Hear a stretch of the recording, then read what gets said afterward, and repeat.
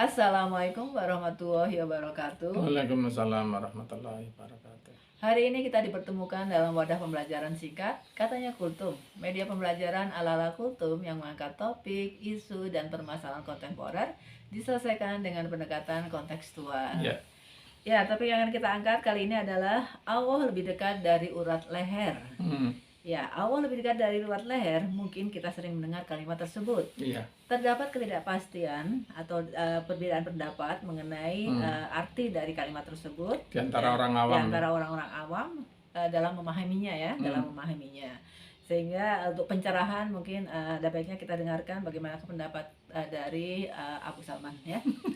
Ada 3 pertanyaan yang sudah saya siapkan. Iya. Jadi yang pertama adalah apa kalimat tersebut terdapat dalam Al-Qur'an?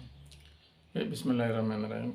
Assalamualaikum warahmatullahi wabarakatuh. Waalaikumsalam. Sebelum saya revisi ya, saya tidak punya pendapat apa-apa, saya hanya menyampaikan apa yang saya baca dari buku-buku ya ulama. Jadi kalimat tersebut memang terdapat di dalam Al-Quran, tetapi itu adalah tafsir atau terjemahan secara harfiah, di mana maknanya sebenarnya tidak seperti itu.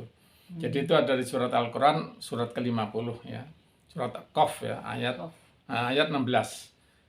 Walaqad khalaqnal insana wa na'lamu ma tuwaswisu bi nafsuh wa nahnu aqrabu ilahi min hablil warid. Jadi di situ kalau diterjemahkan, ditafsirkan secara harfiah, itu adalah bahwa dan sesungguhnya Allah itulah yang menciptakan insan, yang menciptakan manusia. Dan Allah itu juga yang mengetahui apa yang dibisikkan dalam hatinya. Dan Allah itu lebih dekat dibanding urat leher. Jadi itu yang kalimat di bagian terakhir dari surat Qaf ayat 16 tersebut.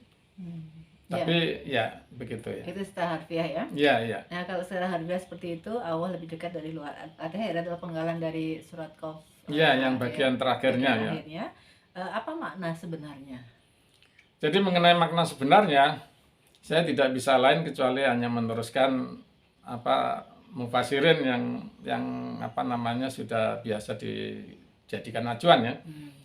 Kalau ya, jadi antara lain misalkan di Jalalain maupun di Al-Maroki yang saya baca, itu di dalam hal itu wa nahnu aqrabu ilahi min hablil warid.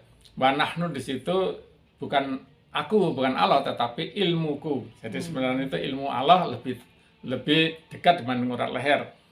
Nah, ini urat leher ini adalah terkait dengan adanya urat nadi di dalam leher yang menghubungkan ke otak maupun ke jantung maupun ke hati. Jadi artinya apa yang di dalam pikiran manusia,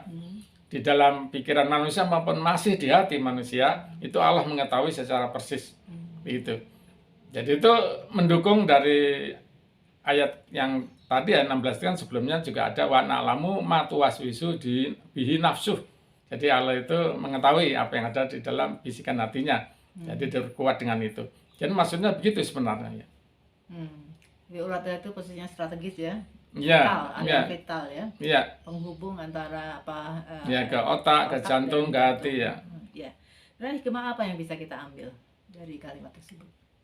Jadi hikmah yang bisa kita ambil yaitu bahwa ya kita harus menjaga hati itu dengan baik ya. Jaga hati. Ya, ini suatu hal yang harus kita latih ya. Dan jaga pikiran. Ya, itu yang mungkin kita sebagai contoh yang sangat masih fresh itu kan ketika pandemi kemarin ya. Ketika pandemi kemarin banyak di antara manusia itu cemas ya, takut dan cemas ya. Sampai banyak yang tidak berani sholat berjamaah ke masjid gitu. Ada cukup banyak orang yang terus punya kebiasaan ke masjid terus tidak lagi gitu. Tidak berani keluar rumah ya. Nah, itu justru akan memperlemah fisiknya gitu. Karena rasa cemas itu justru bisa menimbulkan penyakit-penyakit yang di luar yang corona tadi ya, COVID tadi ya, psikosomatik bisa timbul seperti itu. Jadi itu adalah contoh yang paling dalam ya, dari bahwa hati dan pikiran kita yang tidak baik, yang cemas atau itu bisa justru menimbulkan Kan orang yang cemas terhadap kemungkinan terkena COVID, dia nggak kena, justru dia sakit duluan ya. Ya, jadi dia tidak bisa stimulasi ya, terpancing. ya, jadi terpancing gitu ya. Terpancing, jadi terlalu banyak baca medsos ya. Itu maka terpengaruh dan terpancing. Hanya sedikit orang yang alhamdulillah, kalau kita kemarin ya, pengalaman kemarin yang masih ke masjid sholat jemaah kan tinggal tidak banyak, tapi alhamdulillah masih ada lah, di mana kita yang di masjid itu yang berdoa mendoakan kepada semua manusia, terutama kaum muslimin di dunia ini yang sedang cemas menghadapi COVID itu, supaya kecemasan itu hilang dan semuanya itu dihilangkan, pandemi itu dari bumi Allah ini. Itu tentang cemas.